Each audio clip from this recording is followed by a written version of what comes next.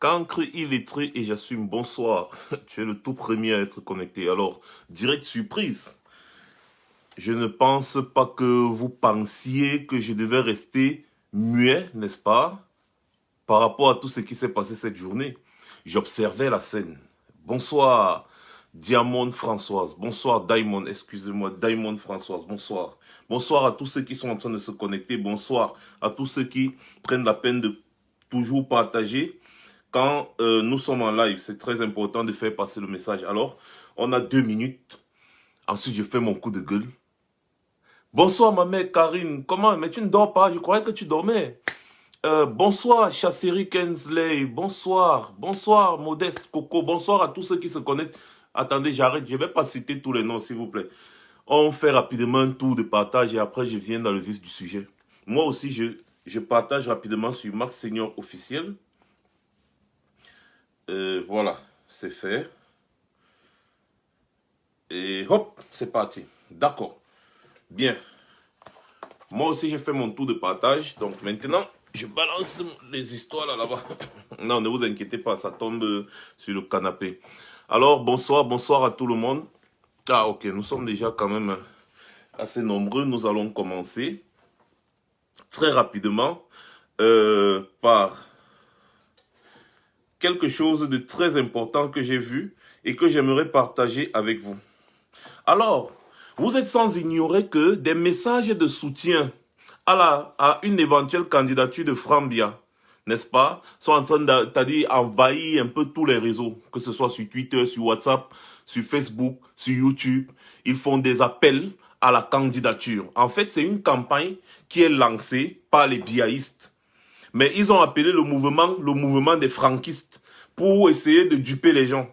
Mais sachez que ce n'est pas un jeu. Moi, je lance l'alerte ici. Nous avons déjà commencé à lancer cette alerte.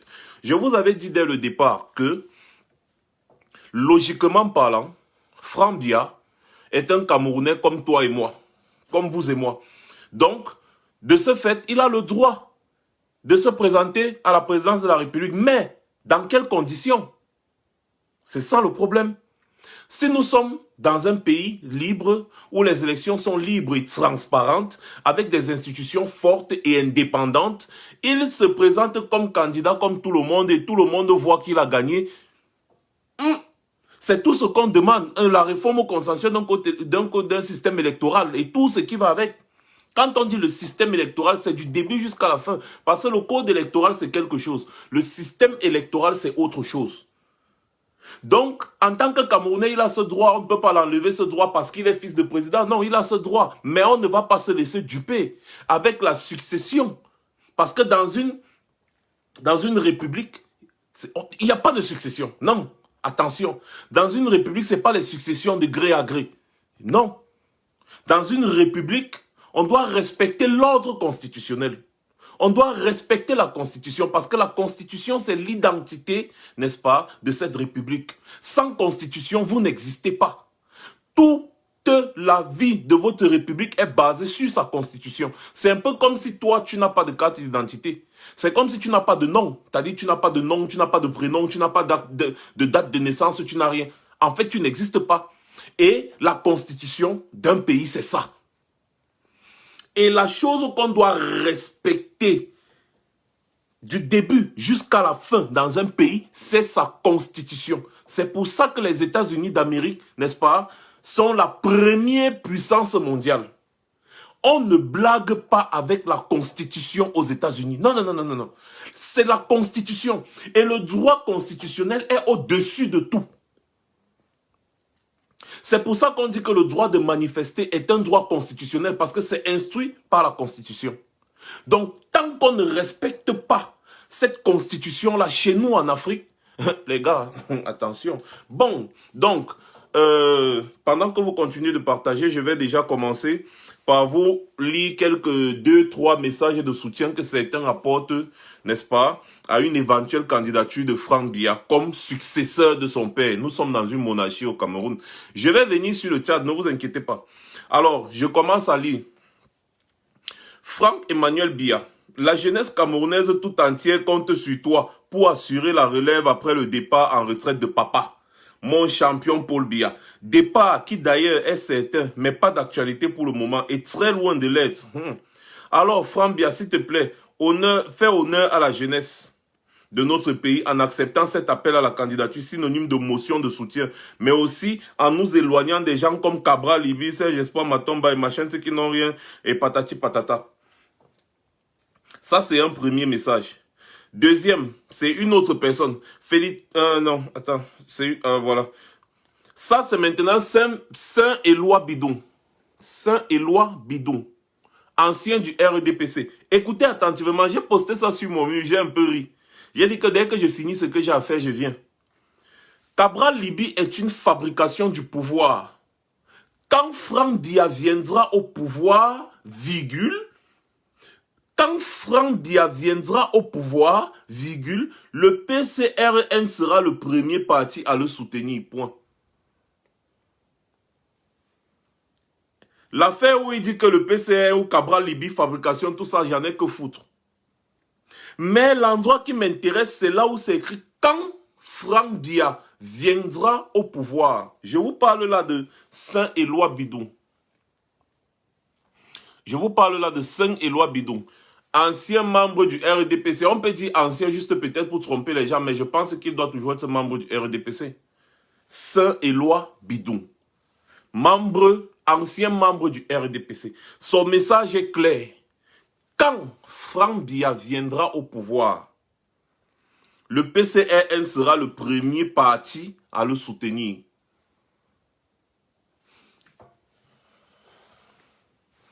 Les gars, vous savez,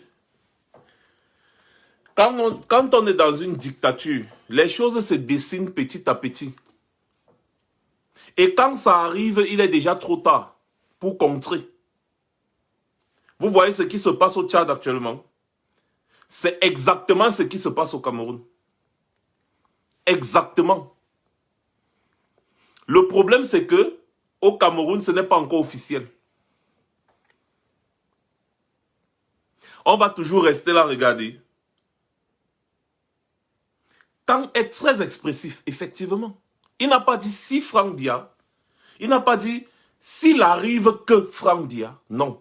Il a dit quand Franck Dia sera au pouvoir. Donc, ils ont déjà tout arrangé.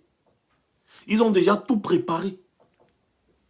Ils ont déjà tout mis sur les rails. Ils ont préparé. Il faut seulement que ce soit officiel. Et là, au vu et au su du peuple camerounais, vous n'allez pas dire qu'on n'avait pas averti. S'il vous plaît, partagez un peu ce direct-là. C'est très important parce qu'on n'est pas encore assez nombreux. On n'est pas encore assez nombreux. Il faut partager massivement. Ceux qui ne pourront pas se connecter ce soir pourront se connecter demain et ils verront. Ils verront le message. Il y a des chaînes de télévision comme Afrique Média qui sont financées par les dictateurs de l'Afrique centrale. Notamment, certainement Paul Biya finance Afrique Média. Parce que Afrique Média n'a jamais ouvert un vrai débat sur le bilan du Cameroun. Afrique Média a toujours des panélistes qui présentent Biya au reste du monde comme étant un grand panafricaniste. Je suis tombé des nuls l'autre jour quand j'ai entendu Afrique Média présenter Idriss Déby Itno comme un grand panafricaniste. Ah, Idriss Déby Itno est un financier d'Afrique Média. C'est une certitude. Ce n'est pas moi qui dis. C'est écrit, c'est partout. Il y a ça partout sur Internet. Idriss Déby Itno est un financier d'Afrique Média. Et Afrique Média a des panélistes réguliers comme les Mbandakani qui, au lieu de s'interroger sur le bilan du Cameroun, chose qu'il faisait d'ailleurs il y a de cela 5, 6, 7 ans, 8 ans, 9 ans, 10 ans, Mbandakani était très violent contre le régime Biya. Tout comme Jean de Dieu Momo. Après, subitement, ça a changé. Biya est devenu le plus grand panafricaniste qui existe sur la planète en Afrique. Biya ne respecte pas la constitution de son pays. Il a fallu des émeutes pour qu'on accède au multipartisme. Il a fallu des émeutes pour qu'on accède à la grande conférence nationale. C'était quoi? C'était en quelle année même encore là? Bonsoir Maya Foni. Il a fallu des émeutes pour que certaines choses changent au pays. Mais après ça, Biya a poussé le pion, il a damé le pion à tous les acteurs politiques pour changer la constitution en 2008. Et pourtant, normalement, en 2011, il ne devait plus se représenter. Il a changé l'article de la constitution qui l'empêchait de se représenter et il a mis les mandats infinis. Or, normalement, la constitution de 1997, qui avait été actée, je crois, en 1996, ne lui donnait plus le droit de se représenter après 2 mandats. C'est-à-dire, il devait se représenter une fois, je crois en 97, une fois en 2004, et en 2011, il ne se représente plus. Si je ne me trompe pas. Nous sommes arrivés en 2008. Avant 2008, en 2006, Paul Biya forme le BI. En 2006, je vous dis, je fais partie des personnes qui devaient être dans le premier BI. Ma mère s'est opposée à ça, si bien que finalement, je ne suis pas allé au BI. Et je puis vous rassurer que j'étais, à cette époque-là, j'étais un très grand sportif, très costaud. Donc, c'est sûr que je devais passer. Peut-être que je serais mort aujourd'hui. C'est pour ça que je remercie toujours ma mère de s'être opposée à cela. En 2006, ils avaient recruté, où c'était 600 commandos, combien, qui sont sortis. Les premiers commandos qu'on avait vus, c'était en 2008, pendant les émeutes en février. Quand ils sont sortis pour nous mater après le discours de Paul Biya, où il nous a traités d'apprentis sorciers. Ils ont fait utiliser les chaînes de télévision françaises, utiliser les chaînes de télévision comme la CIA TV pour dire que c'était les émeutes de la faim. Et pourtant, en 2008, ce n'était pas les émeutes de la faim. C'était des émeutes contre la modification de la Constitution. Mais jusqu'aujourd'hui, j'entends toujours des chaînes de télé parler des émeutes de la faim de 2008 au Cameroun. En fait, c'est comme ça qu'on tue, n'est-ce pas, l'esprit des gens avec les télévisions. Je suis en train de vous expliquer comme ça pour que vous compreniez le travail que Afrique Média est en train de faire. Donc, les chaînes de télé, partout, on ne parle, je dis même en France, partout en Europe, on ne parlait que des émeutes de la faim. Que l'essence a augmenté, la nourriture a un peu augmenté, les Camerounais, la famine, ils sont sortis dans les rues, nanani, nanana. Oh, c'est faux. Le SDF avait commencé avec les Bois-Massok et tout ça à Douala, contre la modification de la Constitution. Si la Constitution de 1996-97 avait été respectée, Paul Biya ne devait pas se représenter en 2011. Si Paul Biya avait respecté cette constitution, il serait loin dans son village, en train de dormir aujourd'hui à l'heure où je vous parle. Un homme qui ne respecte pas la constitution de son pays, un homme qui modifie à sa guise la constitution de son pays afin de se maintenir au pouvoir, est présenté aux yeux du monde par la chaîne de télévision Afrique Média comme étant un grand panafricaniste. J'aimerais bien comprendre c'est quoi la notion de panafricanisme selon Afrique Média. Parce qu'un homme qui est au pouvoir depuis plus de 40 ans, qui n'a jamais présenté un bilan, j'ai dit un bilan bien détaillé au peuple camerounais, un homme qui muselle les opposants, un homme qui fabrique les faux opposants, comme les Bello Bouba Maïgari et consorts, qui étaient dans la vraie opposition avant et qui ensuite sont devenus des mangeurs de la mangeoire. Un homme qui fabrique des faux opposants pour embrouiller, n'est-ce pas, la politique au Cameroun. Un homme qui muselle les vrais opposants, qui utilise la justice pour enfermer des personnes qui contestent sa façon de diriger le pays. Un dictateur hors norme est présenté par la chaîne de télévision Afrique Média comme étant un grand panafricaniste qui lutte contre la France. Parce que Afrique Média, pour détourner l'attention des gens, tape sur la France. Tape sur la France. Je vous ai dit que dans un débat franc, je vais vous prouver au plus grand intellectuel de cette planète que la France n'est pas notre problème. Je vous prouve au plus grand intellectuel parce que nous sommes des cancres et des illettrés. Mais, we get sense. La sagesse, là, ça ne prend pas à l'école. Je vais vous prouver que la France n'est pas notre problème. Pourquoi? Je détaille un peu parce que ce n'est pas notre sujet du jour. Nous reviendrons. La France est un État. Le président français est voté par les Français. Et quand il est voté par les Français, il prête serment devant le peuple français de protéger leurs intérêts, d'améliorer leurs conditions de vie. Il ne prête pas serment devant les Africains. Il n'est pas voté par les Africains.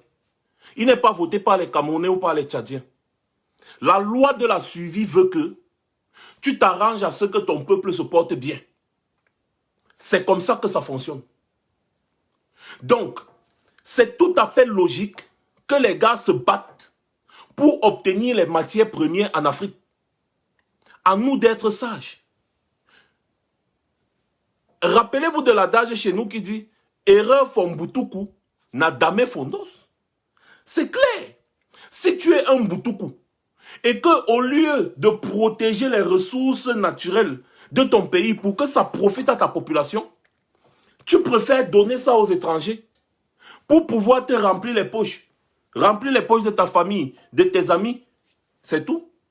Pour ensuite venir accuser la France d'être à l'origine de ton échec, l'échec de ta gouvernance. Ça, c'est la fuite en avant. Entre les pays, les États, il n'y a pas d'amitié. Ce ne sont que les intérêts. Et chacun va là où ses intérêts seront protégés. Alors si vous ne pouvez pas aller chercher des intérêts et les protéger, les Français vont toujours piller. Si on a à la tête de nos États les hommes comme Paul Biya, même si on nous donne la monnaie, le dollar, même si on nous donne la monnaie, l'euro, même si notre monnaie est plus élevée que tout le monde sur la planète, et que Paul Biya, au lieu de construire le pays, mange l'argent, va se reposer en Suisse, faire la gabégie financière, laisse les gens détourner les fonds à tort et à travers, le pays ne sera jamais développé. Jamais. Parce que ce ne sont pas les Français là qui vous disent non à l'école là. Non, ne construisez pas les hôpitaux, non. Les gars viennent, ils négocient le prix de leurs choses avec vous. Le baril de pétrole, bon. Nous, on veut le pétrole, bon. Écoute, nous, on veut le bois. Bon, nous, on veut ceci. Nous, on veut cela. Et les gars, après, s'ils voient dans une négociation, ils voient que non. Si on peut se battre et qu'on te maintient au pouvoir, toi, tu sais nos intérêts. Why not? Why not? C'est comme ça que toutes les grandes puissances de cette planète se comportent. On t'aide à te maintenir au pouvoir parce qu'en réalité, le peuple camerounais, les Français n'en ont rien à foutre. Les Français n'en ont rien à foutre du peuple camerounais ou du peuple africain, non. C'est leurs intérêts. Donc, si vous vendez votre marchandise très moins cher aux Français, si votre président signe des contrats aux Français pour vendre le pétrole, vendre l'or, vendre le diamant et qu'on sort, les Français vont acheter. Les Français vont prendre, même si votre président donne ça gratuitement pour que, en retour, les Français le protègent, qu'ils restent longtemps au pouvoir, ça les arrange, eux les Français. Ils vont continuer de faire comme ça. J'ai dit, ils vont continuer jusqu'à demain, jusqu'à après-demain, jusqu'à ouais. Ils ne vont jamais dire que bon les gars, vous savez, non. Les Africains, vraiment, on a déjà un peu trop pillé, on a quand même trop... non, les seules personnes à s'opposer à cela, c'est des présidents que le peuple aura choisis. Exemple, Paul Kagame. Exemple, le président du Ghana. Exemple, le président du Botswana. Pour ne citer que ces trois-là. Leurs pays sont en plein développement.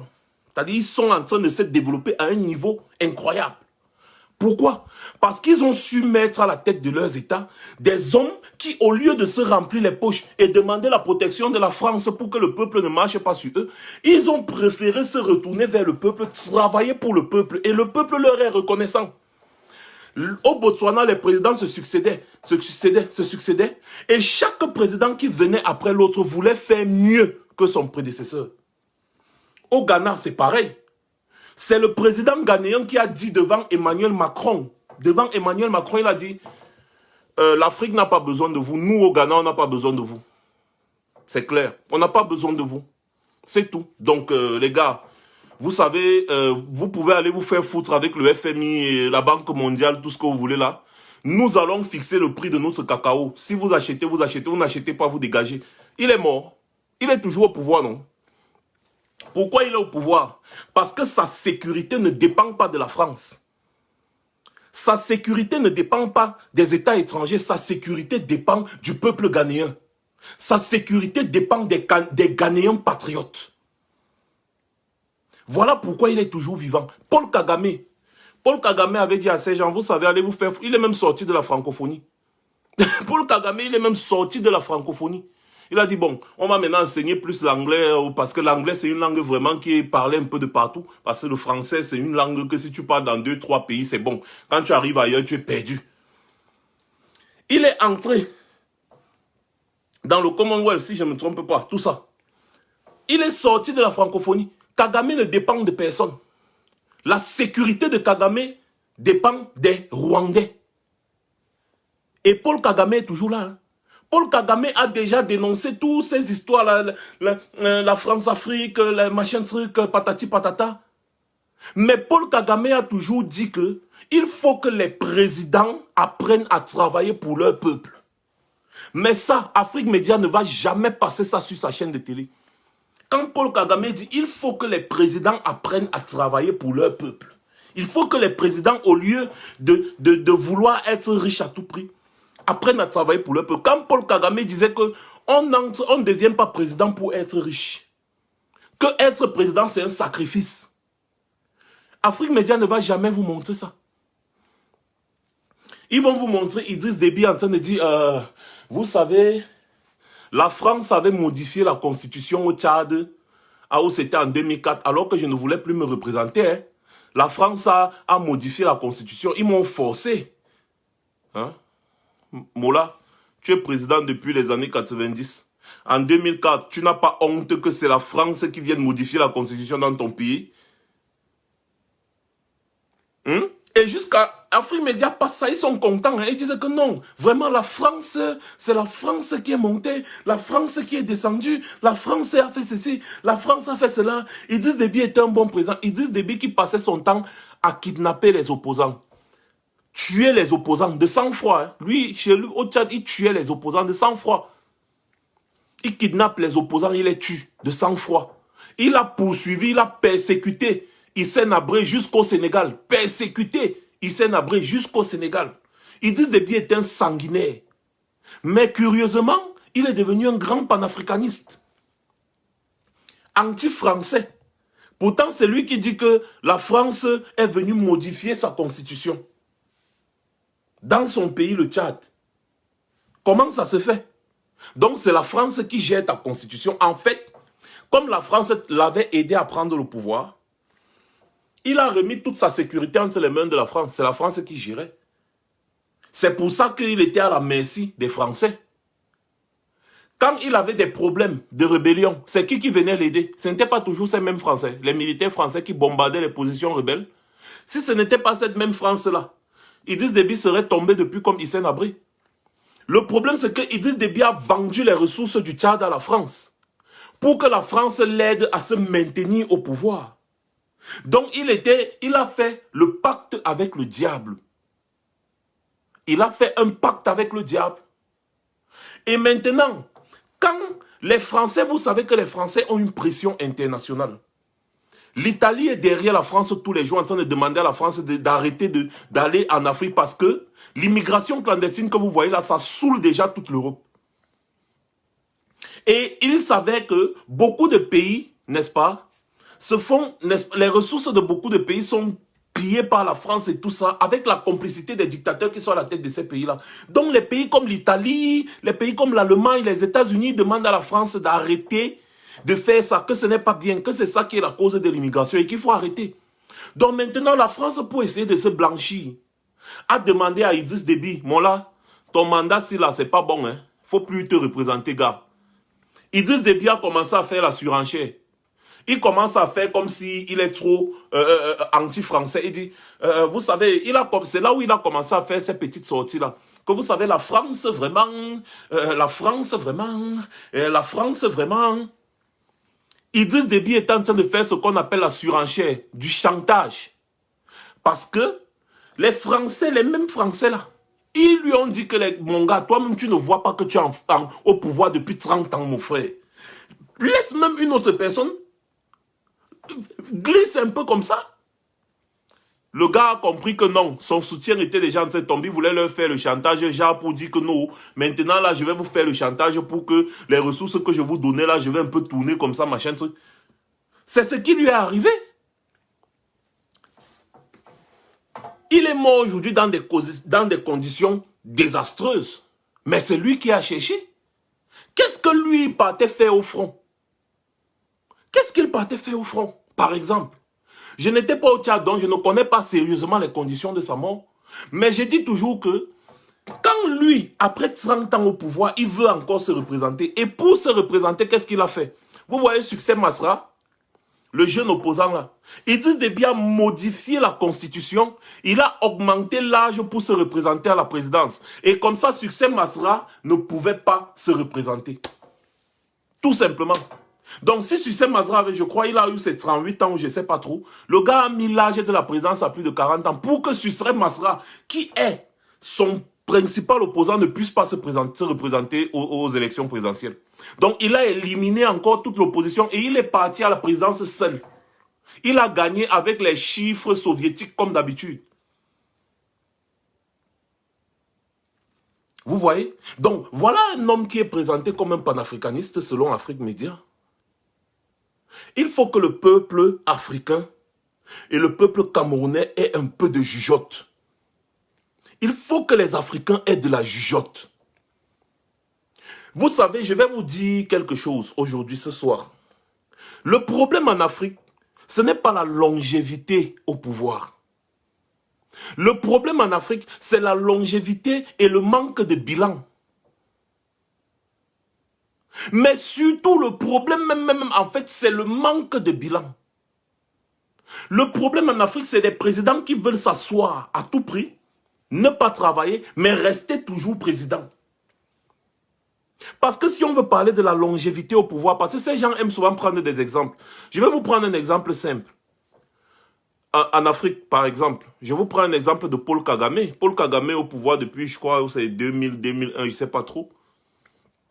On voit les résultats. Tout le monde est fier du travail de Paul Kagame. Tout le monde est fier de son travail au Rwanda. Et maintenant, là, je pense qu'il a dit non, ça c'est son dernier mandat parce que il y avait certains trucs qu'il voulait conclure et puis lui, il va laisser l'affaire là. Mais, vous avez vu une contestation au Rwanda? Vous avez vu, observé une contestation? Non. Paul Kagame est au Rwanda. Le gars construit son pays. Et du coup, comme il construit son pays, les Rwandais sont contents. La grande majorité de la diaspora rwandaise est retournée au Rwanda. Qu'est-ce que les Camerounais font dehors? La grande majorité est retournée au Rwanda.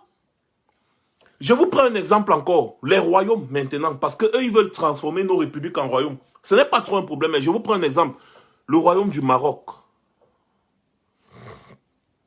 Le Maroc. C'est la même famille qui est au pouvoir. Le roi Mohamed VI meurt, c'est son fils qui va prendre le pouvoir. Mais allez-y voir le Maroc. Allez voir le Maroc. Les Émirats Arabes Unis, par exemple, c'est les mêmes familles qui sont au pouvoir depuis. Mais regardez comment les gars sont en train de se développer. Regardez vous-même comment les gars sont en train de se développer. Parlons de Kadhafi, par exemple. J'ai vu quelqu'un qui a parlé de Kadhafi ici. Parlons de Kadhafi, par exemple. Kadhafi avait beaucoup de projets pour l'Afrique. Mais lequel des présidents africains a soutenu Kadhafi quand on venait l'assassiner? Lequel de ces présidents qu'on présente comme étant des panafricanistes là a soutenu Kadhafi quand on venait assassiner Kadhafi? Aujourd'hui, la Tunisie a lancé son satellite. Restez toujours là, vous dormez. Ça, c'était juste entre parenthèses. Kadhafi, avec tous les projets qu'il avait pour l'Afrique,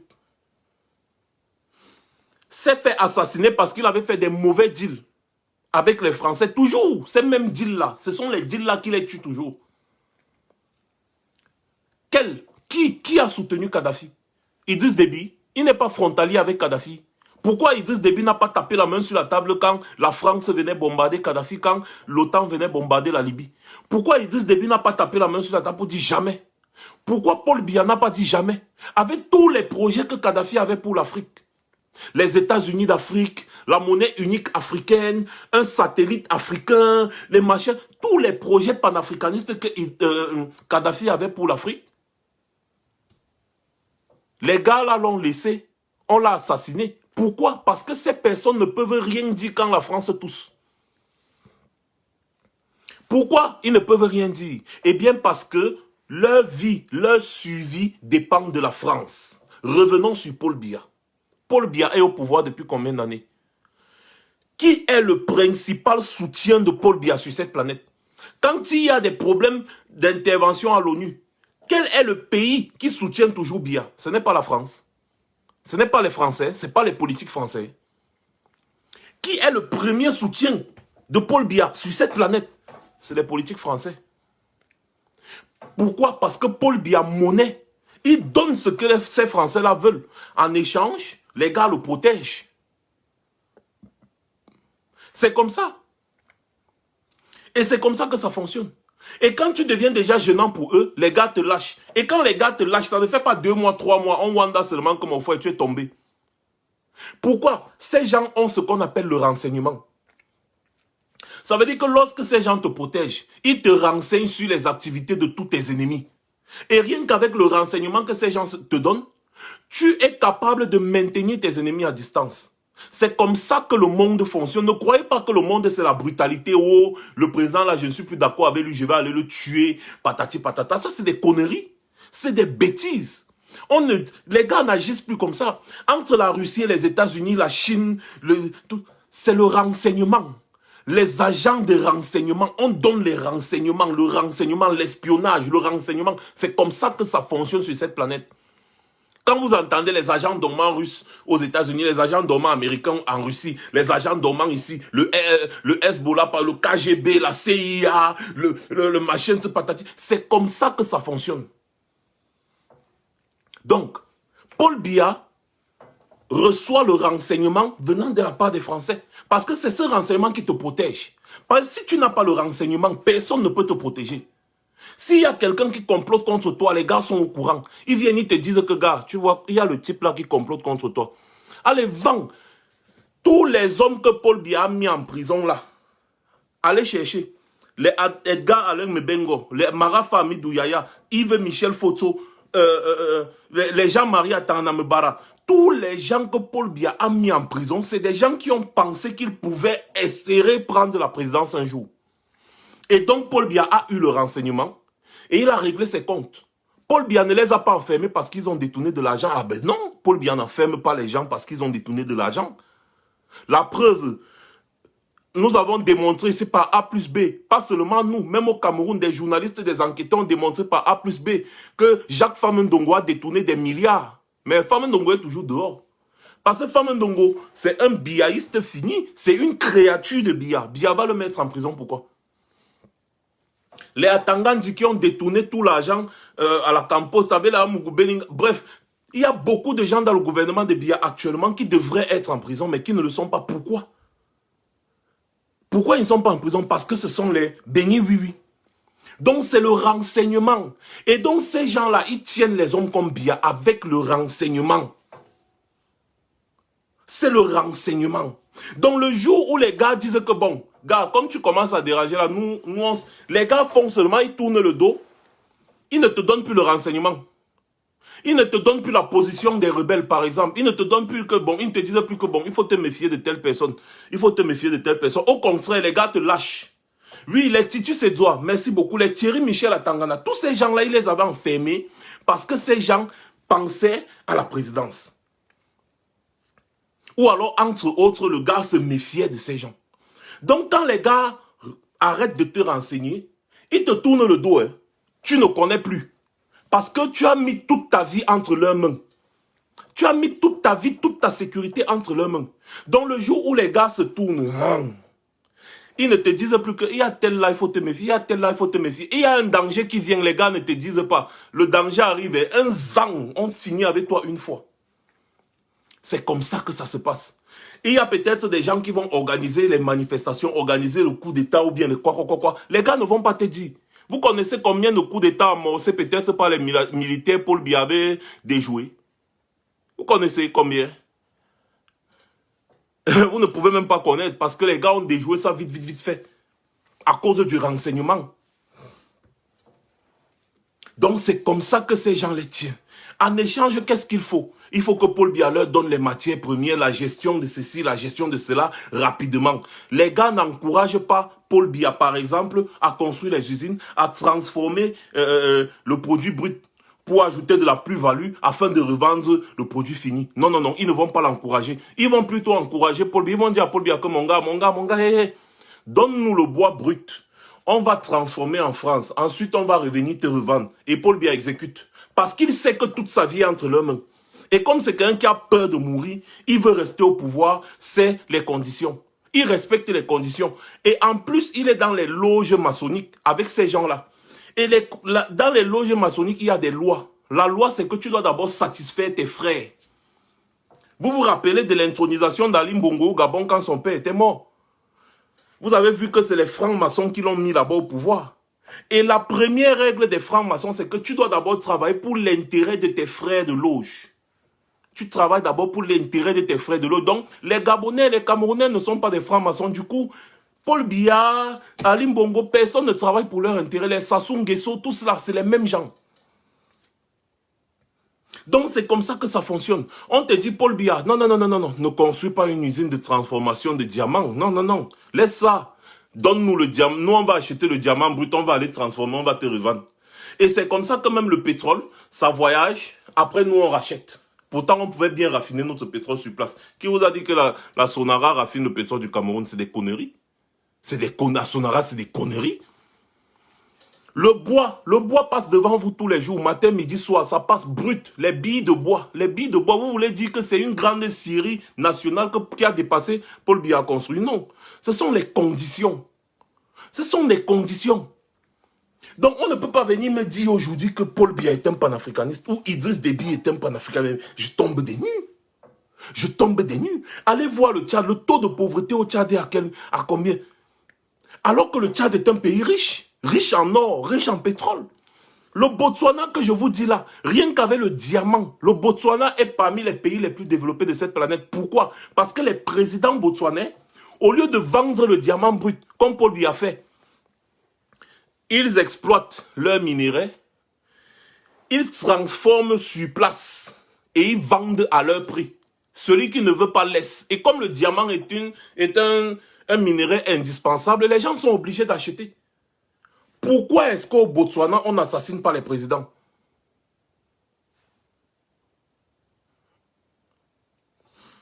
Je suis curieux de voir aujourd'hui beaucoup de Camerounais là qui nous combattent parce que nous disons qu'il faut un changement radical par tous les moyens au Cameroun.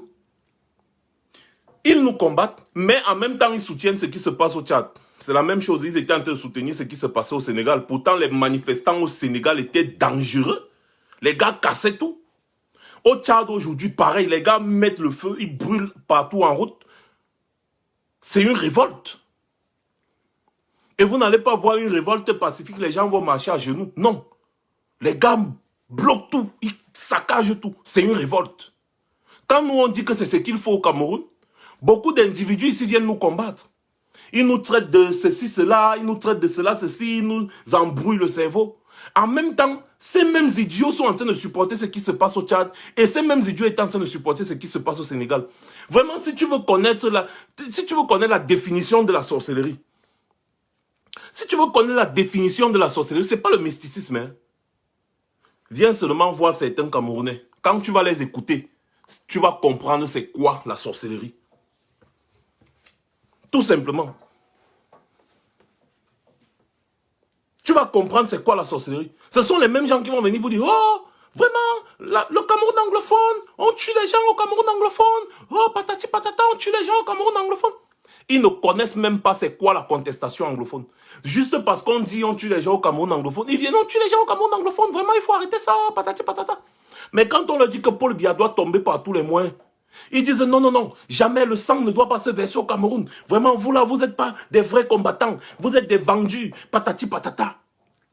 Comme si le sang qui se verse au Nozo là, ce n'est pas le sang qui se verse au Cameroun. Hein. Comme si les Ambazoniens sont en train de lutter pacifiquement. Hein. Mais ce sont les mêmes gens qui vont venir vous dire « Oh, vraiment, les anglophones, je vous soutiens.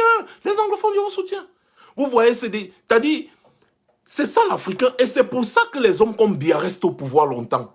Parce qu'effectivement, on a des gens comme ça. Oui, parce qu'effectivement, on a des gens comme ça.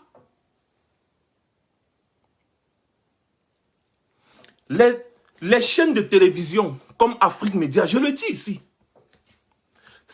moi j'ai boycotté Afrique Média, je vous dis, hein, j'ai boycotté. Ils m'ont contacté encore 1, 2, 3 fois. J'ai dit non, non, non, non, je ne parle plus sur votre chaîne de télé parce que votre ligne éditoriale est trop bizarre. Dites la vérité aux Africains. Dites-leur que le problème des Africains, ce n'est pas les Français. Dites-leur que le problème des Africains, c'est ceux qui sont à la tête des États africains. Les hommes comme Paul Biya sont le problème des Africains. Si Afrique Média voulait vraiment éveiller les consciences africaines, Afrique Média devait exposer tous les mauvais bilans des présidents comme Idriss Déby, des présidents comme Sassou Nguesso, des présidents comme Paul Biya.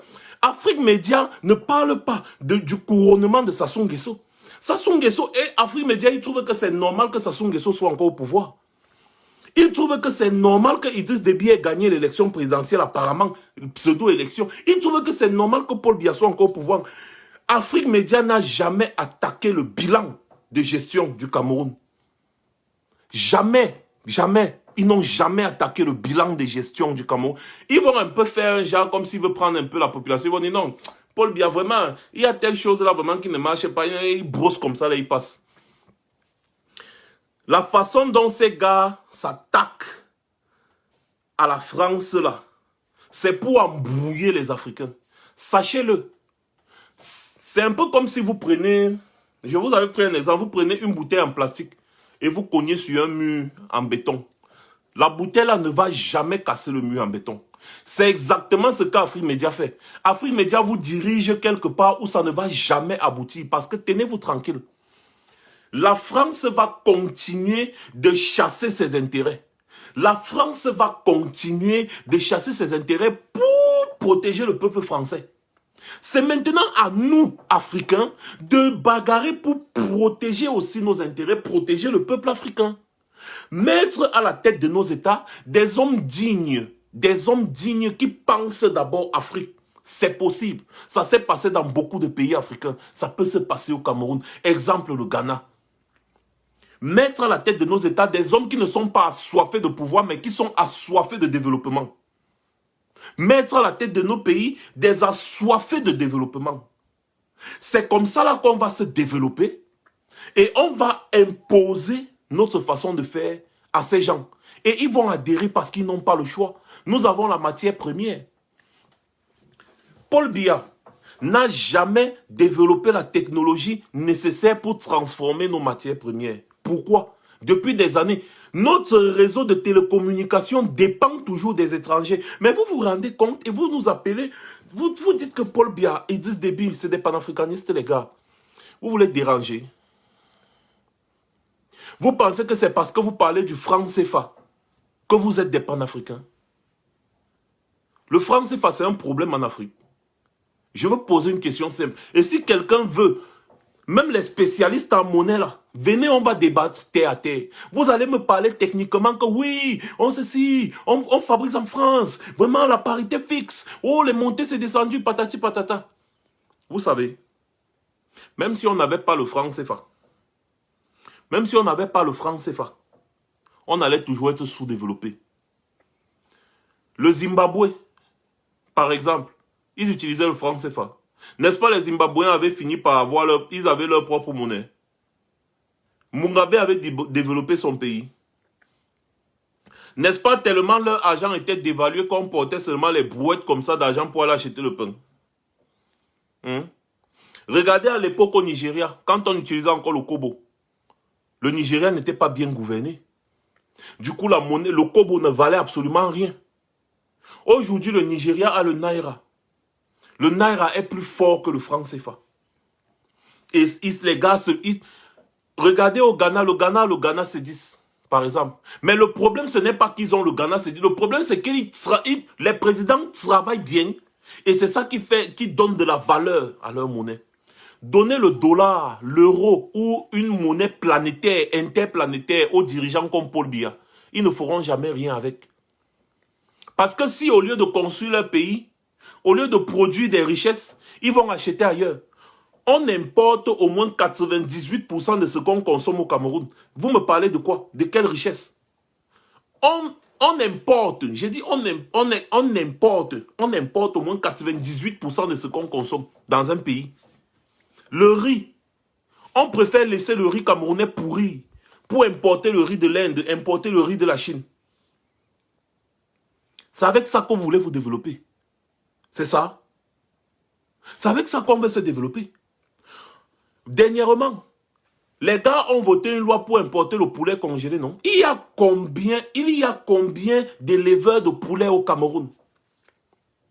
Pour importer le poulet congelé dans un pays producteur de poulet. On veut importer le poulet congelé. Pourquoi? Parce que les gars ont leur business. Ils ont leur business. Chaque pays devrait avoir sa monnaie. C'est tout à fait normal. Mais ce n'est pas ça le problème actuellement. Le problème, c'est d'abord les dirigeants qui sont à la tête de nos États. Quelle que soit la monnaie que tu donnes à un mauvais dirigeant, il ne fera jamais rien avec. C'est exactement comme si tu prends 1 milliard, tu donnes à un feignant.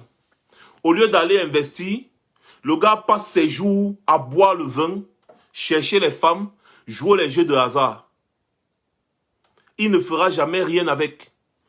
Tu prends 100 millions, tu donnes à une autre personne, c'est-à-dire les deux au même moment, et tu prends 1 milliard de francs CFA, tu donnes à un salopard, un viveur. Tu donnes 10 millions de francs CFA à un autre, à un gars battant. Les deux là, l'autre, celui qui a 1 milliard, il va jouer, chercher les femmes, jouer le jeu de hasard, chercher les femmes, boire la bière, jouer le jeu de hasard, chercher les femmes. L'argent va finir. L'autre à qui tu as donné 10 millions, le gars va se battre, il va investir, se bat, il investit, se bat, il investit. Tu reviens dans 10 ans. Celui à qui tu as donné 10 millions est milliardaire. Celui à qui tu as donné 1 milliard est zéro. Pourquoi? Eh bien parce que celui à qui tu as donné 1 milliard ne produisait rien. Il ne produisait rien. Il dépense tout. Il ne produit rien. Il n'a pas d'entrée. Celui à qui tu as donné 10 millions, il a investi quelque part et il vit avec les bénéfices. Son argent se multiplie. Donc, le problème, c'est d'abord les dirigeants qui sont à la tête de nos États. Et c'est pour ça que les gens ne veulent pas que nous on parle. Parce qu'on veut embrouiller les gens avec les affaires à dormir, des histoires à dormir debout. Moi, je ne dis pas que la France doit continuer de battre notre monnaie. Non, non, jamais. Parce que si on avait un président digne, ce que nous-mêmes on bat déjà notre monnaie comme au Ghana, non? Vous voyez que le problème, ce n'est pas la monnaie, le problème, c'est le dirigeant qui est à la tête du pays. Si on avait des dirigeants dignes, c'est que nous-mêmes, on transforme nos richesses. On transforme nos matières premières. C'est que nous-mêmes, on transforme nos matières premières et on revend plus cher. C'est que nous-mêmes, on n'a pas besoin de trop importer. Non. Au contraire, on devrait plutôt transformer, produire, transformer et revendre. Comme ça, ça nous donne de l'argent, les devises, les ceci, cela. C'est comme ça. Et le pays se construit, le pays se construit, le pays se construit. Nous prenons aussi de la grandeur sur le plan international. Nous voilà aujourd'hui en 2021. On ne fabrique même pas encore les armes à feu. Vous avez vu quel pays là, qui va devenir une puissance mondiale et qui n'a pas l'armement? Vous attendez que ce sont toujours les autres qui fabriquent les armes pour venir vous vendre. Mais ils vont vous donner des conditions. Le jour où vous ne respectez pas les conditions, ils ne vous vendent plus les armes. Vous allez vous protéger avec quoi? Parce que les présidents africains, là, ils achètent les armes, c'est pour se protéger d'abord. Si vous partez bien regarder, vous allez voir que ce sont ces mêmes présidents-là qui financent les soi-disant terroristes. Pour parler des affaires de sécurité, parler des affaires de ceci, cela. Oui. Donc, vous voyez, le pays est riche. Mais c'est riche seulement verbalement, c'est riche sur les papiers. Mais en réalité, les présidents africains bradent toutes nos richesses. C'est pour ça que nous sommes toujours dans le statu quo. C'est pour ça qu'on ne progresse pas, on n'évolue pas.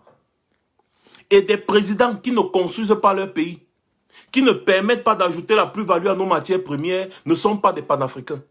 Ce sont des voyous, des vendeurs de pays. Ce sont des bâtards. Ce sont des idiots. Ils ne sont pas des panafricains. À part si le panafricanisme pour vous, c'est seulement se lever matin, midi, soir et dire la France est un mauvais pays. La France est montée. La France est descendue. La France a fait ceci. La France a fait cela. La France est montée. La France est demain. La France à gauche. La France à droite. Vous passez votre vie à pleurer, pleurnicher. Mais vous ne faites jamais rien pour vous en sortir. On ne peut pas tuer tout le monde. La Chine a été sous domination pendant des années. La Chine aujourd'hui est parmi les puissances mondiales. Pourquoi? Parce que la Chine s'est mise au travail. La Chine s'est mise au travail. L'Europe a été détruite complètement lors des 2 guerres mondiales. L'Europe s'est construite, non? L'Allemagne a été complètement détruite, non? En 1911, c'était 45, je ne me trompe pas. Aujourd'hui, l'Allemagne est où? L'Allemagne n'est pas la première puissance européenne. Mais vous voulez me parler de quoi? Paul Biya panafricaniste, Idriss Déby panafricaniste. Voilà maintenant ce qui se passe au Tchad aujourd'hui doit nous servir de leçon. Ça doit nous interpeller. Parce que quelqu'un meurt, il dit qu'il est président, il meurt au pouvoir. Parce que quand il était vivant, il disait que c'est lui seul qui pouvait diriger le Tchad. Comme si quand il allait mourir, le Tchad allait mourir avec lui. Voilà le Tchad qui est toujours vivant. Mais malheureusement, son fils est parti faire un coup d'État. Prendre le pouvoir. C'est toujours son même fils-là qui est parti appeler les Français de venir le soutenir. N'est-ce pas? Il a pris Emmanuel Macron, il a fait asseoir à côté de lui. Et tous les autres présidents africains, il les a mis derrière. Emmanuel Macron, il a fait asseoir Emmanuel Macron à côté de lui, non? Les autres présidents africains étaient où? Ils étaient loin. Ils étaient loin. C'est toujours vous qui partez chercher les problèmes. Et c'est vous qui venez ensuite pour faire du populisme, dire non, la France, c'est si on... N'écoutez pas les discours des gens qui disent que c'est la France qui est le problème des Africains, non. N'écoutez pas leur discours parce que c'est un discours pour vous flouer. Je vous le dis tous les jours. Les Français jouent leurs intérêts. C'est comme ça. C'est un peu comme si tu me dis que je suis une équipe de football, tu es une équipe de football. Je joue pour gagner. À toi de te battre pour me gagner, non? C'est comme ça que ça fonctionne. Donc, mon équipe de football va arriver devant les goals. Il ne va pas marquer. Ou bien, c'est-à-dire, ton gardien se tourne, il laisse les goals ouverts. Mon attaquant va marquer. Mon attaquant ne va pas dire, oh, son gardien n'est pas là. Attendons d'abord que le gardien vienne. Non. L'attaquant va marquer. D'abord. L'attaquant va marquer. Et c'est exactement ce que ces Français font. Les gars jouent leurs intérêts.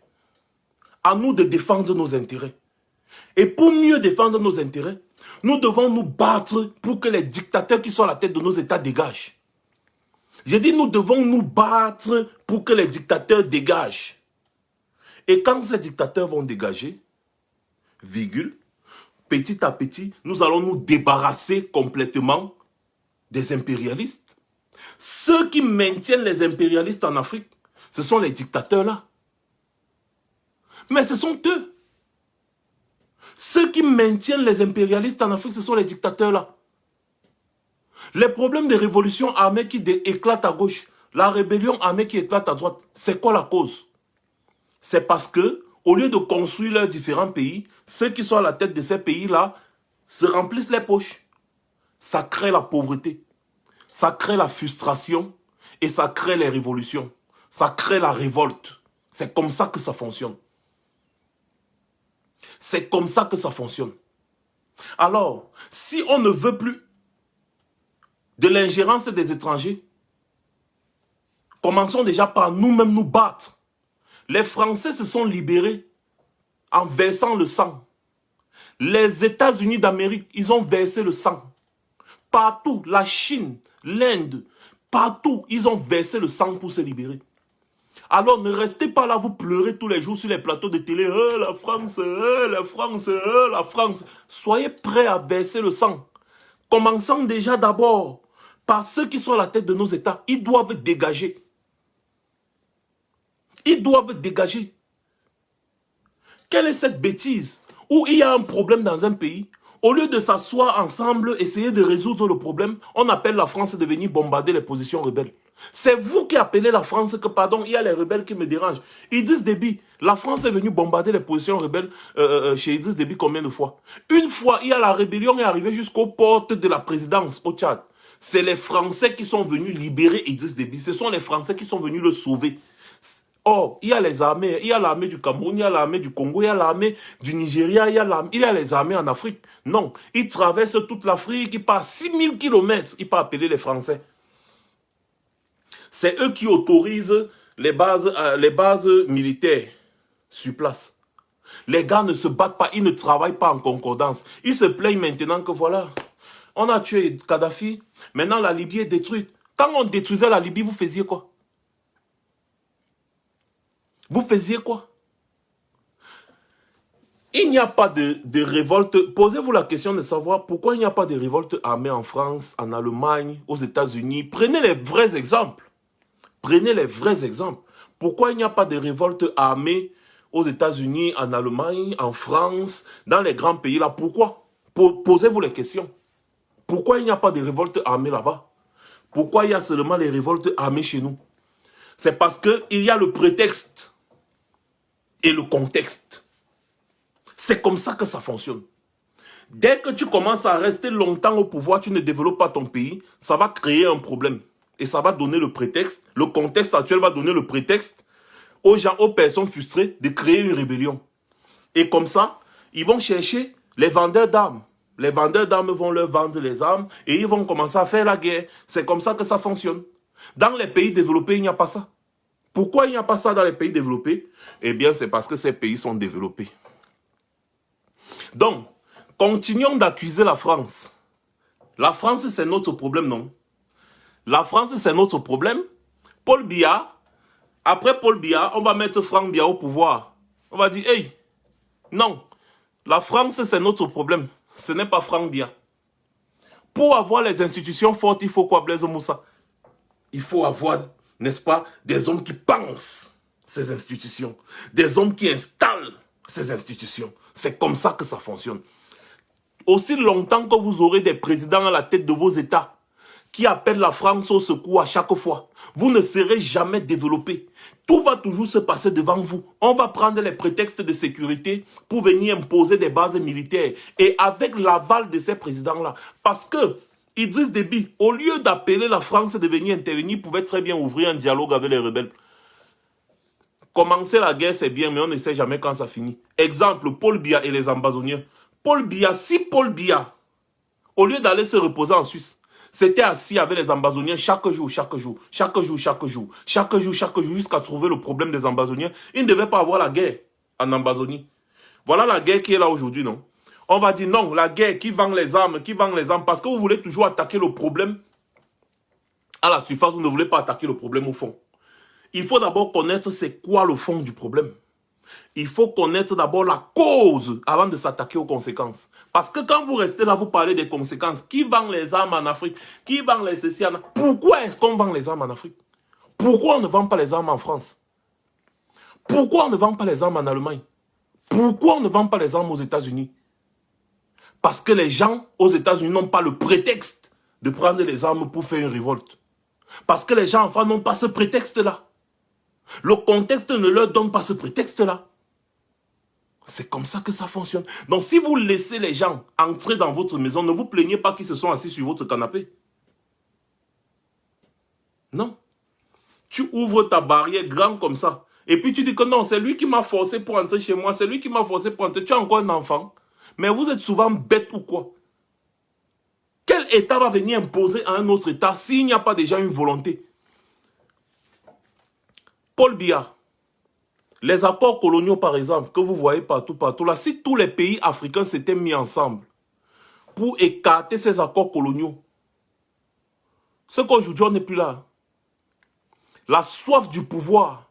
Qu'est-ce qui empêche ces présidents africains de s'unir et de former les États-Unis d'Afrique, par exemple, comme c'est aux États-Unis là, l'Union européenne? Qu'est-ce qui empêche ces présidents depuis des années, depuis les indépendances jusqu'à aujourd'hui, de s'unir, de s'asseoir sur une table? L'Union africaine sert à quoi? L'Union africaine est financée par l'Union européenne, alors que l'Afrique est riche, et c'est l'Afrique qui nourrit l'Europe. Mais l'Union africaine est financée par l'Union européenne. Vous comprenez? Ça se passe comment? On devait former les États-Unis d'Afrique, former un bloc, et dire à ces gens que, les gars, ne venez plus. Parce que si vous venez mal, on va vous ratatiner. Mais regardez les exemples comme la Chine. La Chine a été sous domination pendant longtemps. Aujourd'hui, la Chine est une puissance mondiale. Mais en Afrique, nous, on n'a que des pleurnicheurs. Mais oui, attends un peu, Patrick Zlen, grandis un peu, mon gars, s'il te plaît. Tu me parles maintenant des loges maçonniques qui sont montées. Nous savons tous que ça existe. Mais qu'est-ce que nous on fait pour botter tous ces présidents qui sont dans les loges là? On ne fait rien. Voilà. C'est ça que je suis en train d'expliquer depuis. Aussi longtemps qu'on vous allez suivre les chaînes de télé comme Afrique Média qui se plaignent de la France tous les jours. Afrique Média existe depuis combien de temps? Depuis qu'ils crient la France, là, ça a changé. Ça a empêché la France de bombarder les positions rebelles au Tchad dernièrement. Et ce qui me fait encore rire, c'est que les gars disent que non à la France, oui à la Russie.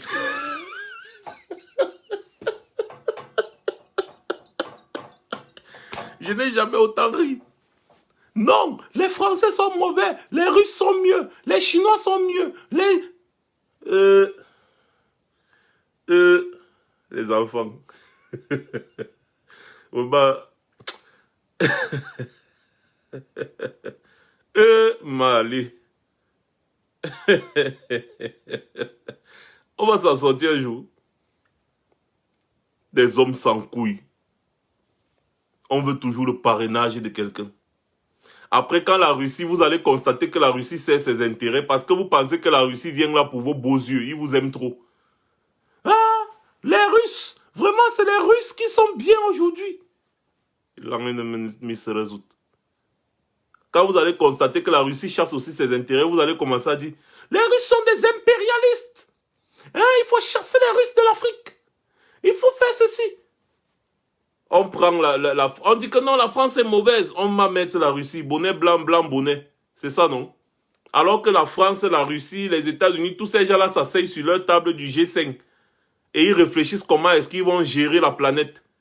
Donc vous partez, vous dites que non. Le bonnet blanc là n'est pas bon. C'est le blanc bonnet qui est bon. Vous êtes sérieux les gars? Sérieusement. Nous ne fabriquons pas les armes à feu. Ça, c'est déjà une première erreur. Nous ne sommes pas une puissance nucléaire. C'est une deuxième erreur. Pourtant, on a tous les éléments pour ça. Qu'est-ce qui a empêché Paul Biya de fabriquer de l'armement? C'est parce que, ce que je vous expliquais au début, Paul Biya a remis toute sa vie entre les mains des Français. Et les Français ne l'ont pas permis de faire ce qu'il pouvait faire pour son pays. C'est tout. C'est comme ça que ça fonctionne. On a toute la matière première en Afrique pour fabriquer des satellites, fabriquer l'armement, être une puissance nucléaire. On a toutes les matières. Mais pourquoi on ne fait pas? Parce que toutes les puissances mondiales sont des puissances nucléaires. Pourquoi nous en Afrique, toute l'Afrique, hein, où c'est les 1/3, où c'est les quoi de la population mondiale, on n'a pas d'armes, on n'a pas d'armement. On n'a pas. On n'a pas d'armement. On dépend toujours de l'extérieur. Les gars, réveillons-nous. Ce qui se passe au Tchad, la même chose va se passer au Cameroun. C'est la même chose. Et ne dites pas qu'on ne vous avait pas dit. La même chose va se passer au Cameroun. C'est comme ça que ça va fonctionner. Donc il faut qu'on ouvre les yeux, qu'on se réveille et qu'on fasse ce qu'il y a à faire avant que le temps là n'arrive. Continuez de parler de la France. La France ne va jamais vous lâcher parce qu'elle chasse ses intérêts. Jamais elle ne vous lâchera. Là où il y a les intérêts, c'est là-bas elle va partir. Maintenant, c'est à nous de mettre à la tête de nos pays des hommes qui pensent d'abord aux intérêts de la population avant de penser aux intérêts des étrangers. Vous avez un président comme Paul Biya qui donne le marché de construction du stade aux Italiens. Il permet aux Italiens d'aller fabriquer les poteaux en béton en Italie afin de transporter ça par bateau pour venir au Cameroun avec. Vous-même, vous ne voyez pas que c'est la sorcellerie. Vous ne voyez pas que c'est la sorcellerie. Vous avez un homme comme Paul Biya qui veut construire un pont au Cameroun. La France, une société française lui donne un devis. Une société chinoise lui donne un devis de peut-être 5 milliards. La société française vient lui donner un devis de 50 milliards. Une société camerounaise vient lui donner un devis de peut-être 10 milliards, par exemple. Le gars va passer sur tout ça. Il va prendre la société française. La société française maintenant va prendre le marché et donner à la société chinoise. Et la société chinoise va venir construire le pont à 5 milliards. Donc la société française va empocher 45 milliards. Vous allez dire que c'est quoi? Ce n'est pas toujours la définition de la sorcellerie, ça. La Chine propose un truc. Il dit non, le pont, si, on peut très bien le faire à 5 milliards. Une société, plusieurs sociétés camerounaises viennent dire, nous on peut faire à 10 milliards, par exemple, parce que bon, il faut que le matériel ne l'a pas, donc on va l'importer, on va faire ceci, cela. La France vient dire, bon, le marché c'est 50 milliards. Les gars prennent le marché, ils donnent à la France. La France prend le marché en poche, redonne le marché aux Chinois. Dans le même pays, hein, ils redonnent le marché aux Chinois. Ils donnent les 5 milliards aux Chinois. Et les Chinois font le pont. 45 milliards en brousse. Ce n'est pas la sorcellerie, ça que c'est quoi? C'est comme ça que vous voulez développer. Et quand on va vous attaquer, vous allez dire que le franc CFA. La France, c'est notre problème. Le franc, vous savez pourquoi il a donné le marché là à la France? Parce que derrière ça, les Français, la société française va donner les commissions. Donner la commission au ministre, donner la commission au directeur. La société chinoise n'allait pas donner beaucoup de commissions. La société camerounaise n'allait pas donner beaucoup de commissions. Mais la société française, comme c'est 50 milliards, la société française va donner au moins 10 milliards de commissions. Alors pourquoi est-ce que les gars vont se gêner? Leur problème, ce n'est pas la construction du pont. Leur problème, c'est de trouver un moyen de détourner l'argent. Voilà pourquoi ils font ça. Et quand vous avez des hommes comme ça à la tête de vos pays, vous voulez que le pays se développe comment? C'est la France le problème, non? Continuons de tirer sur la France. Attendons le résultat. Parce que de un, tant qu'on n'est pas unis, et qu'on n'a pas la tête de nos États des hommes qui peuvent nous protéger, nous n'avons pas la possibilité de nous attaquer aux grandes puissances. La France est une puissance. La France est une puissance. Rendez-vous à l'évidence.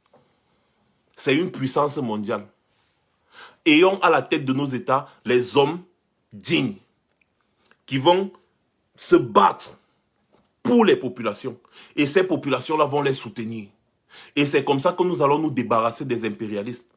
Et ne vous dites pas que les Français ne vont pas. Ils vont toujours venir, mais ils vont acheter maintenant nos matières premières déjà finies.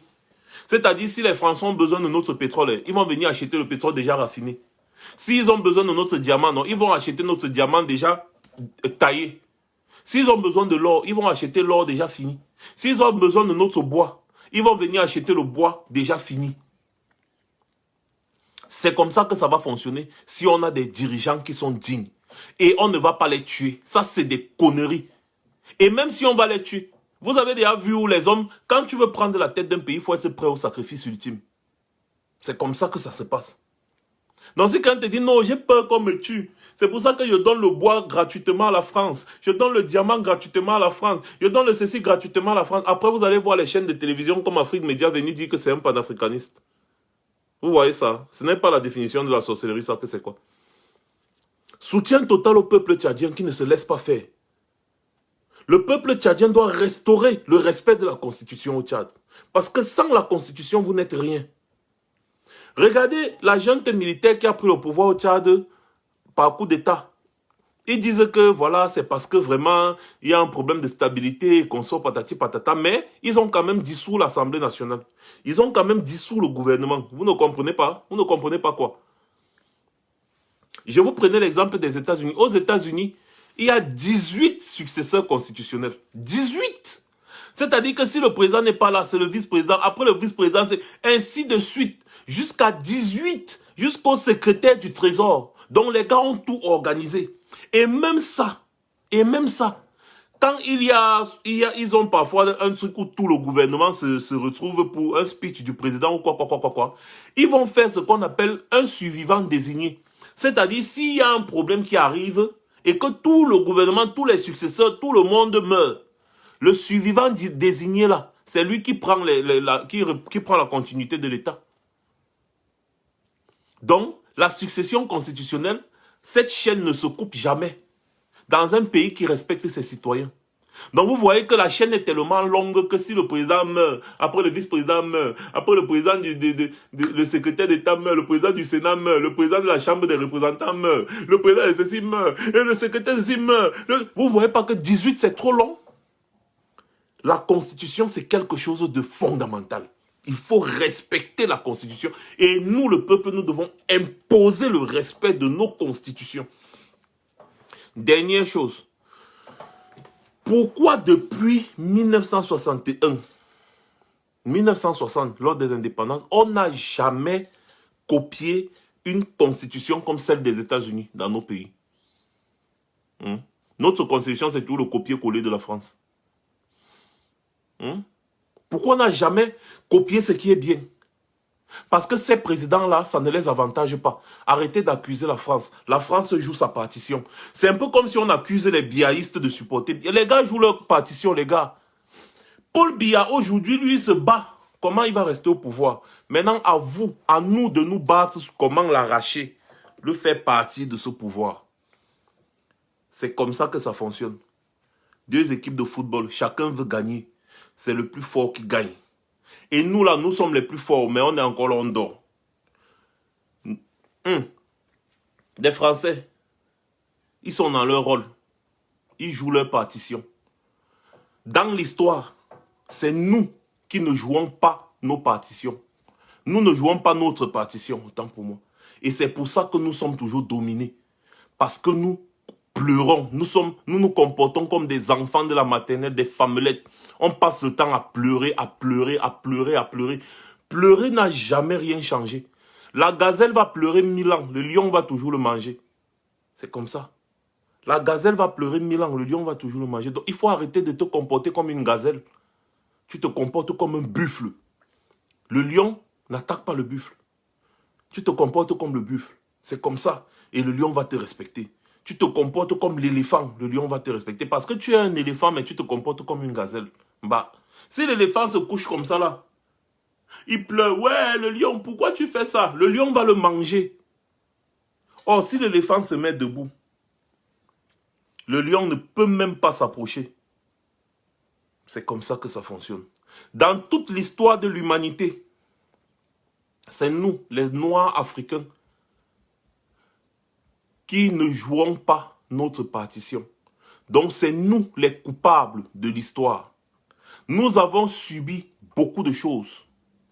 Mais nous continuons de nous comporter comme des enfants. Parce qu'on continue de pleurer. Il y a un temps pour pleurer. Il y a un temps pour dénoncer. Mais il y a un temps pour agir. Et c'est ce temps pour agir là qui nous manque encore. Agissons. Arrêtons le bavardage. Ça ne va jamais rien changer. La France va toujours nous piller si on n'agit pas. Première réaction de tous les Africains, c'est de chasser à la tête de ces États les gouvernements néocoloniaux là. Ce sont d'abord eux, les hommes comme Paul Biya, les Sassou Nguesso, tous les présidents que vous connaissez là, tous les dictateurs là, on les balance et on met à la tête de nos pays les hommes comme Maurice Kamto, des hommes comme Paul Kagame, des hommes, c'est-à-dire des hommes qui pensent au développement, des hommes qui sont assoiffés du développement. C'est comme ça là qu'on va changer les choses. C'était Max Seigneur Ivoire. C'était mon petit coup de gueule. Passez une bonne soirée.